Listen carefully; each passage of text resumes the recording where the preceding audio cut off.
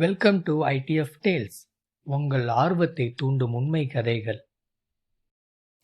Guys, நம்மக்கிட்ட இப்போது earthquake வரப்போகுதுன்னு தெரிஞ்சுக்க எவ்வளோ அட்வான்ஸான டெக்னாலஜி இருக்குது தெரியுமா? சேட்டலைட், கம்ப்யூட்டர், சென்சர்ஸ் அப்படின்னு நிறையா இருக்குது.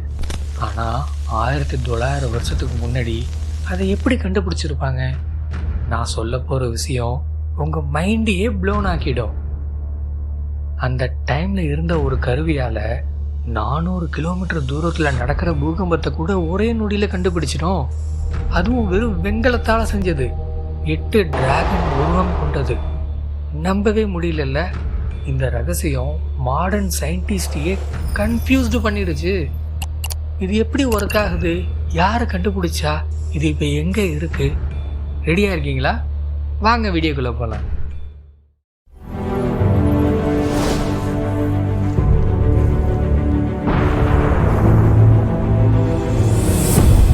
உண்மைக்கான நேரம் இது. 132ஆம் ஆண்டு சீனாவில் ஹான் வம்சம். அங்கே ஒரு வினோதமான மேதை வாழ்ந்தான். அவன் பேர் தான் ஹாங் ஹெங்.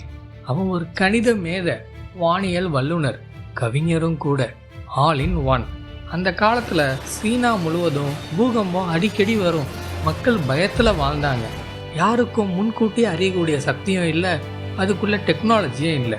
பூகம்பம் வந்த பிறகு தான் செய்தி பரவும். அதுக்குள்ள பல உயிர்கள் பறி போயிடும். அப்போ தான் ஹாங்கிங் கிட்ட ஒரு அற்புதமான யோசனை வந்துச்சு. அவன் ஒரு வெண்கல பாத்திரத்தை வடிவமைச்சான். அது 6 அடி உயரம், 6 அடி அகலம். அந்த பாத்திரத்து மேலே 8 டிராகன்கள் 8 வெவ்வேறு திசையை நோக்கி இருக்கிற மாதிரி வடிவமைச்சான்.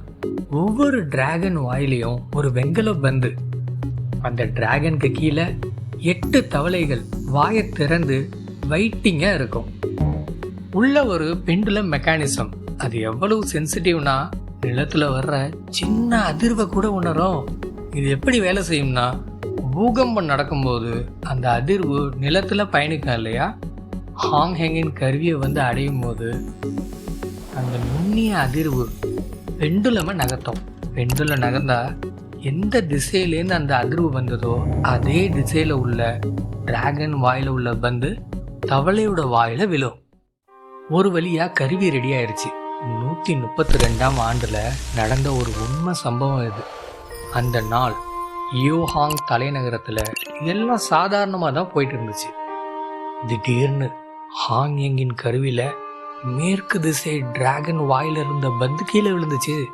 ஆனால் யாருக்கும் பூகம்பம் ஃபீல் ஆகவே இல்லை. மக்கள் எல்லாம் சிரிக்க ஆரம்பிச்சாங்க. ஹாங் ஹெங்கின் கருவி கெட்டு போயிடுச்சுன்னு சொன்னாங்க. அரண்மனையில் உள்ள அதிகாரிகள் கூட கேலி செய்ய ஆரம்பிச்சிட்டாங்க. ஆனால் ஹாங் ஹெங் நம்பிக்கையோடு இருந்தான். நாட்கள் ஓடிச்சு. இந்த சம்பவம் நடந்து 3 நாள் ஆயிடுச்சு. ஹாங்ஸி மாநகரத்திலேருந்து ஒரு தூதுவன் ஓடி வந்தான். அவன் கொண்டு வந்த செய்தி எல்லோருக்கும் அதிர்ச்சியை கொடுத்துச்சு. சரியா அதே மேற்கு திசையில 400 கிலோமீட்டர் தூரத்துல ஒரு பெரிய பூகம்பம் நடந்திருக்கு. ஹாங் ஹெங்கின் ப்ரெடிக்ஷன் 100% கரெக்ட்.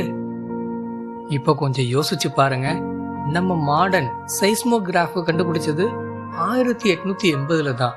அதாவது ஹாங் ஹெங்கின் கண்டுபிடிப்புக்கு 1748 வருஷம் கழிச்சு தான்.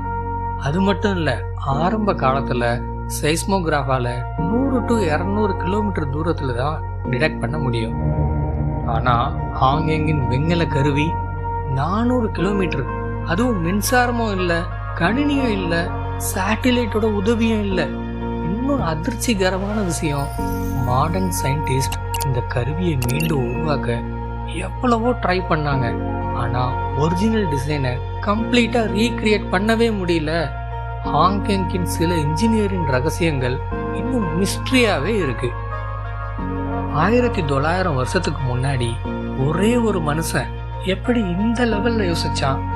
அவன் எத்தனையோ 1000 உயிர்களை காப்பாற்றியிருப்பான். இன்னைக்கு நம்ம டெக்னாலஜியில் எவ்வளவோ முன்னேறி இருந்தாலும் இந்த மாதிரி சிம்பிளானதும் எஃபெக்டிவ் ஆனதுமான சொல்யூஷன்களை யோசிக்க மறந்துட்டோம். ஹாங் ஹெங்கின் கதை நமக்கு சொல்றது நம்ம ஏன்சிஸ்டர் எவ்வளவு பிரில்லியண்டாக இருந்தாங்கன்னு. நம்ம வழிகள் நம்ம நினைப்பை விட அதிக அட்வான்ஸ்டாக இருந்ததுன்னு. அவங்க சிம்பிள் மெட்டீரியலை வச்சு எக்ஸ்ட்ராடினரி கண்டுபிடிப்புகளை பண்ணியிருக்காங்க. இந்த ஹாங்ஹெங்கின் கருவி வெறும் ஆரம்பம் மட்டுமே. இந்த அமேசிங் ஸ்டோரி உங்களுக்கு பிடிச்சிருந்தா லைக் பட்டனை அடிங்க, உங்கள் ஃப்ரெண்ட்ஸுக்கும் ஷேர் பண்ணுங்கள். அடுத்த எபிசோடில் நீங்கள் இது வரைக்கும் உண்மைன்னு நம்பிக்கிட்டு இருந்த ஒரு விஷயம், ஹிஸ்டரி புக்கில் படித்தது, ஸ்கூலில் கற்றுக்கிட்டது, இன்டர்நெட்டில் பார்த்தது எல்லாமே போய் ரியல் ட்ரூத் என்னன்னு தெரிஞ்சால் நீங்கள் ஷாக் ஆகிடுவீங்க. அந்த மைண்ட் ப்ளோயிங் ரெவலேஷனை மிஸ் பண்ணக்கூடாதுல்ல? சப்ஸ்கிரைப் பண்ணி பெல் நோட்டிஃபிகேஷனையும் ஆன் பண்ணுங்கள். நெக்ஸ்ட் எபிசோடுக்கு ரெடி ஆகுங்க. ட்ரூத் எப்போதுமே லையை விட ஷாக்கிங்காக இருக்கும். See you in the next video. Until then, bye from ITF Tales.